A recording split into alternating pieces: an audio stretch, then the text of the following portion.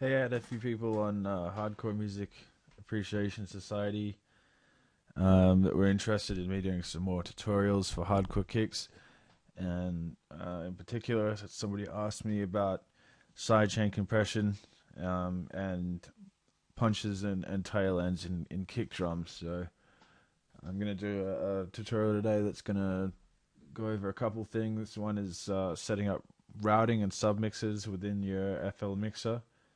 The other one is side chaining between channels, and just a few basic things to do with kicks. So I'm going to throw in microtonic, Utonic, which is a very handy plug-in if you make hardcore kicks. It's pretty cool. Give you a basic rundown. Go to 175. Everyone seems to be writing hardcore at 175 these days. Okay, first of all, we have our initial sound, and so we want to get rid of the noise there. So we just have the oscillator. Obviously, that pitch is way too high, so we want to bring it down somewhere. Like A is quite common for hardcore kicks. Make the tail end a little bit longer. And now what we've got now is just a sine wave.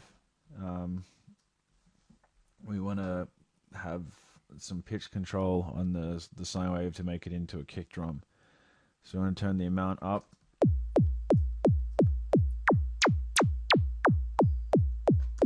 And you can hear about there is generally pretty good. If you turn it all the way up, you get zaps, which are pretty cool. I've used these zaps in a few of my tracks, so great zaps. Over this section here, you have your distortion, your output level, panning, which you probably don't really want to mess with the panning, but if you turn the distortion up, yeah, there we go. I get a bit of a balance happening. And your EQ gain,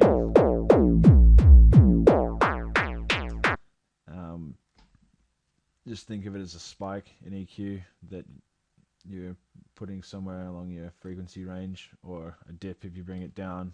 It's kind of like a notch.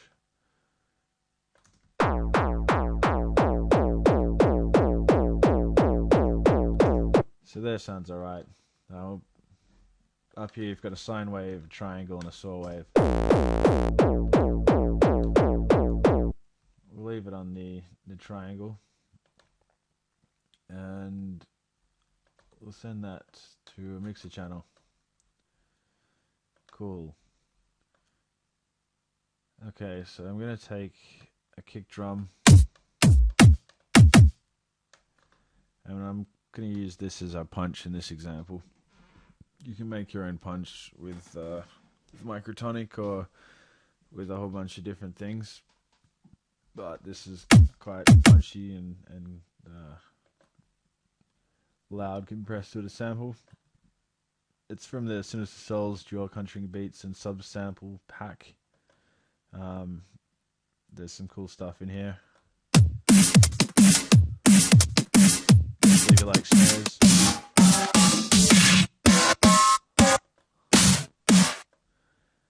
Alright. So I'm going to send this to a mixer channel as well. And as you can see here, they're in channel 5 and 6. So what I'm going to do is just click on 6, go down to this thing here, right click and do route to this track only. I'm going to go to the microtonic channel and do the same.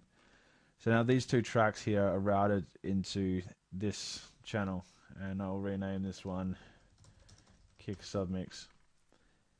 So now this, I can control both of those channels through this channel, because both the signals are being sent there.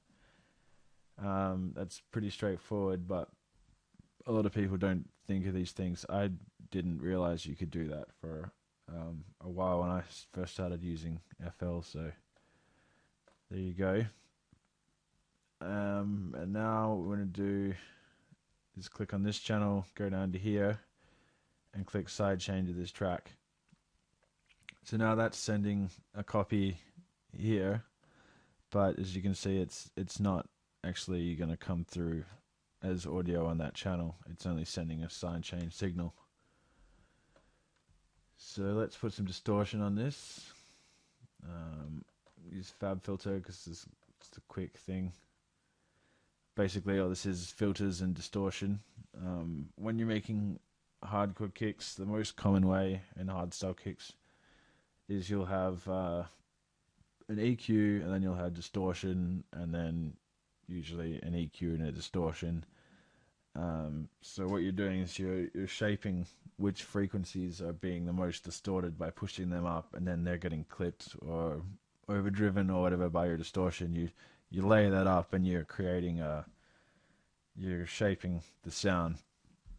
So this just has both, and it's kind of like camel fat, which has both, you know, and it's just a quick thing. I'm going to put the tube amp on, bit of distortion. I'm going to go filter 1 plus 2 and band pass. Let's just bring up around 500 hertz is generally where you boost up to get that mid-rangey sort of hardcore kick sound. Needs a bit more distortion. Okay. And when you turn the distortion up, you get a bit of noise also, so I usually just use a bit crusher just to kill that off.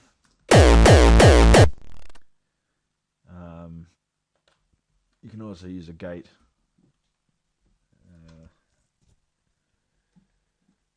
What else? What am I doing?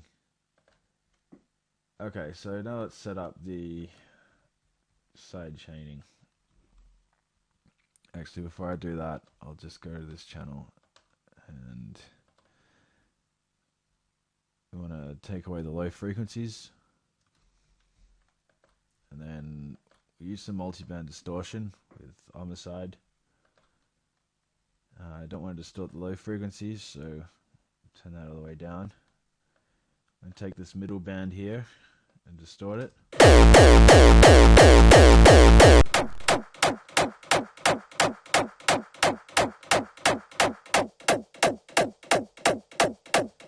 About there, sounds okay.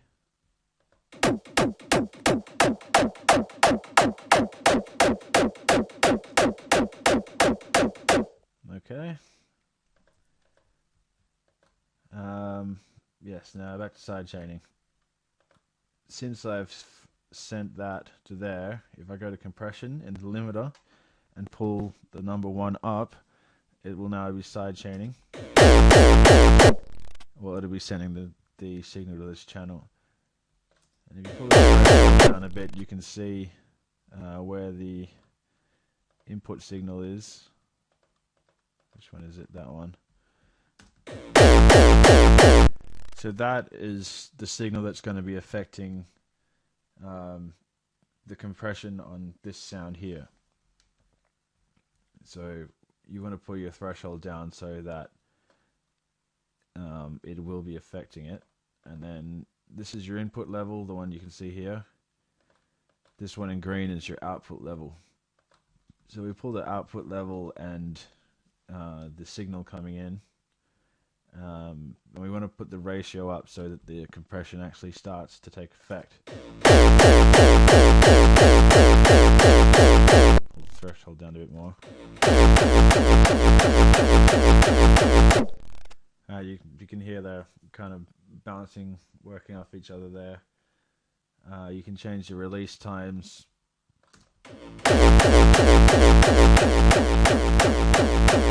So longer release will mean it takes a longer time for it to get back up to 0. And curve, it can work pretty good as well. So okay, that's definitely sidechaining, and you're definitely hearing the effect there. But you know, that sounds a bit poxy. It's kind of lost all the oomph out of the kick drum. So we go to our submix here. This is how a really good way to glue your sounds together if you're using a punch that's separate from your tail end, is to go and add more distortion on both of them together, just to kind of glue the sounds together. So we'll take that mid band again.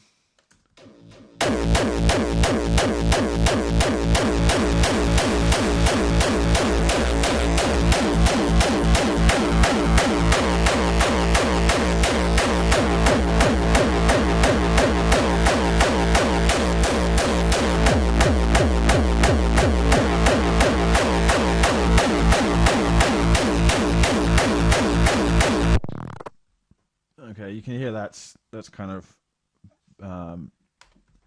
brought it up again from where it's been ducking down here. It still has the groove that it did before, but it's just kind of brought it up and smashed those sounds together. And then from then on in, I mean, this is really simple. As you can see, I've used really a minimal amount of effects. From then on in, you can keep stacking effects. You can add, like I was saying. Now, by the way, if you click on these and press D, that's how you move them up and down. And if you're not aware, when you're using FL, when you're stacking effects, the effects go in order. So the first effect you put in is affected by everything after it. So you want to put your EQs before your distortion, so that they the distortion is affected by the EQ. And you definitely should put EQs at the end of your chain as well, and that kind of thing, so that you can kind of shape the sound there, take a bit of melodiness out.